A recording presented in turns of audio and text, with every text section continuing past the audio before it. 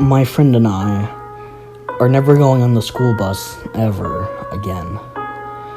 I know that seems weird, but we have a pretty damn good reason as to why. It all happened a few days ago, Thursday afternoon. My friend Richard and I were sitting on the bus, number 27, third seat in the left row. We always sat together since the 4th grade because we know barely anyone else on our bus. Plus, they're all older kids, mostly juniors and seniors. Today seemed normal, like always. We woke up, went to school, and now we were heading home. Did you finish the science project? I asked Richard, just to start some small talk for the quick 5-minute trip.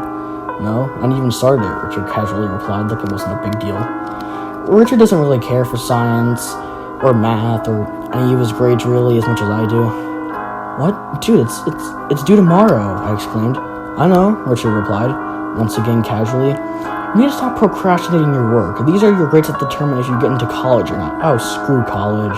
I'm joining the military once we're done with high school. The military has been Richard's excuse every time he got a horrendous grade on an exam or a project. How does knowing about Alexander the Great's empire going to help me fight in Afghanistan? How is mitochondria going to help me in tactical training? What does Pythagorean theorem do for me across the world? You get it. Richard doesn't really like school. I mean, I don't either, but I know that I need it if I want to get into a good college. Alright, Richard, you keep saying that, I say. You think I'm kidding? I've been wanting to join since I was 4. My grandfather joined, my dad joined. I need to continue the family legacy, man, Richard joked. Okay, I responded. The bus stopped as 4 older kids got off the bus, the bus driver staring them down in a weird way. Not like any of them noticed, busy on their phones. Our common bus driver, Dave, picked us up that morning, but he didn't pick us up that afternoon. Instead, it was some slightly younger guy, still mid-40s though. He was wearing a light blue hat, had a slight beard, and was wearing jeans and a t-shirt.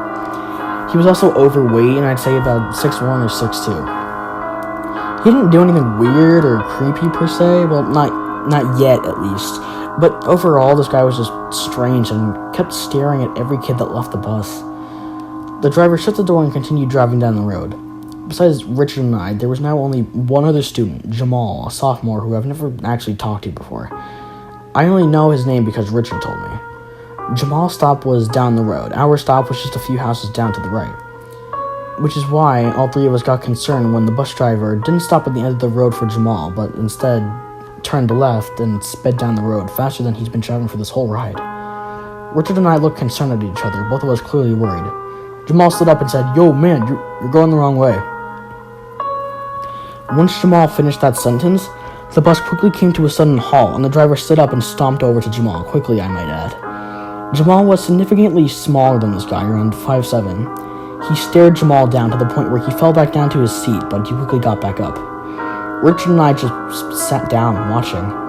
After a few seconds, the bus driver quickly walked over to the driver's seat and picked something up. He stomped back to Jamal even quicker, giving Richard and I a second to see that the substitute driver he was holding a fairly large rock in his hand. We both stood up immediately and saw something truly horrendous and unforgettable. The bus driver lifted the rock high and struck Jamal on the head. The crack when the rock hit Jamal sounded just like it would as if you were watching a movie and someone got hit in the head with the rock. It felt so surreal, yet real at the same time. Jamal quickly fell to the window and then onto the dirty floor of the school bus.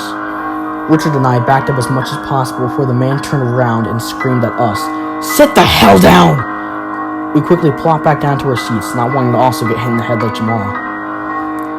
The driver walked over to us and just stared the 2 of us down.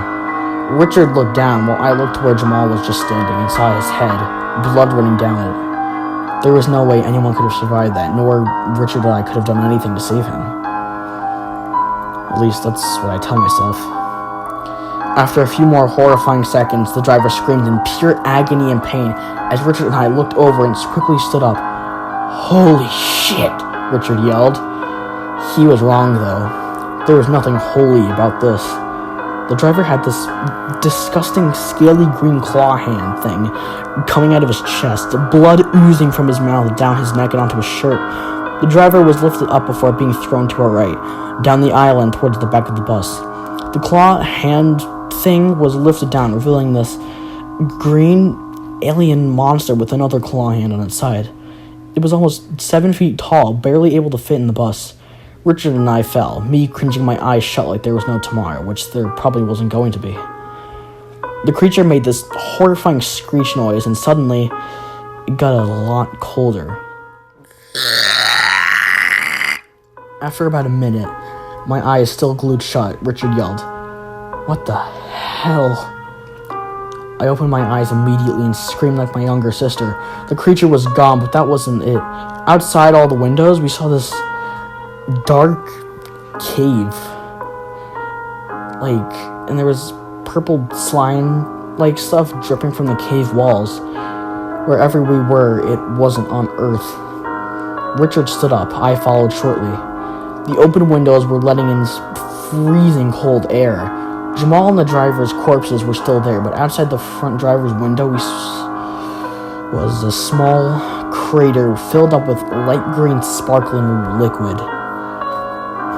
Even writing this, I still can't believe this actually happened to me. This sounds like a fan fiction somebody would have written. An alien creature was standing behind it, looking at us. I was breathing so heavy, my hands were all clammy and sweaty. What does it want from us?" Richard said, stuttering and being shaky. Richard was never scared, so hearing him like this made me even more frightened. Just then, the creature spoke. It spoke English. However the hell it knew that.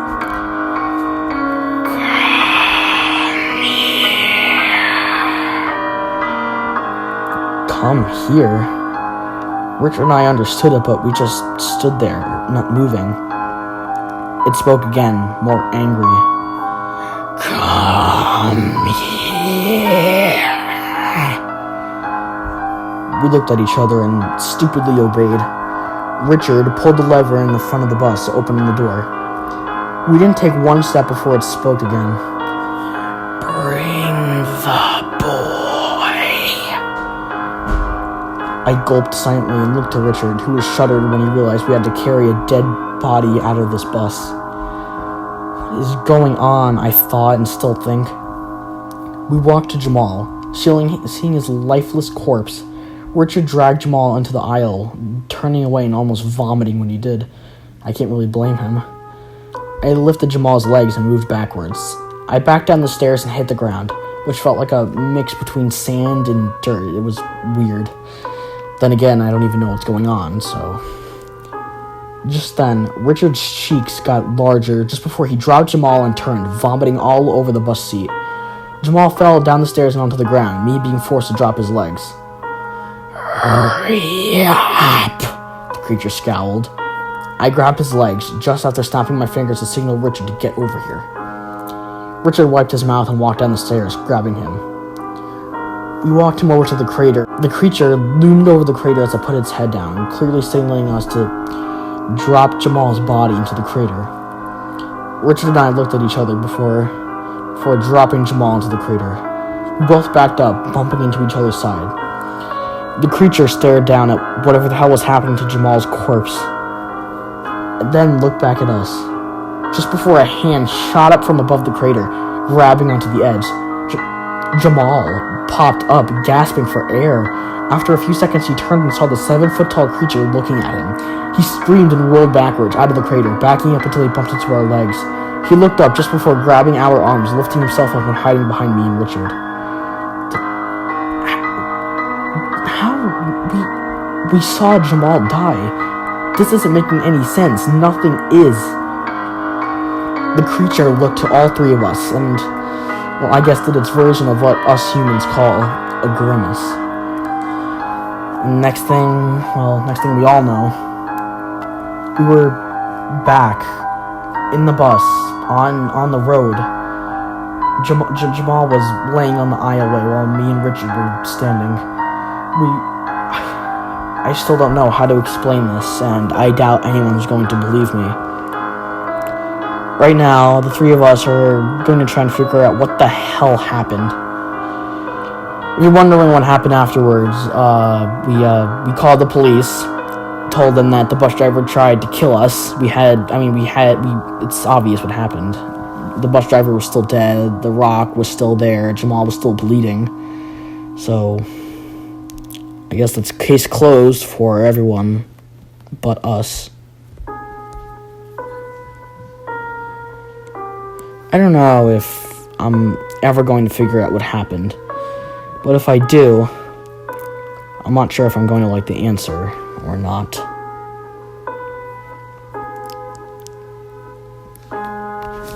Hey guys, Justin here.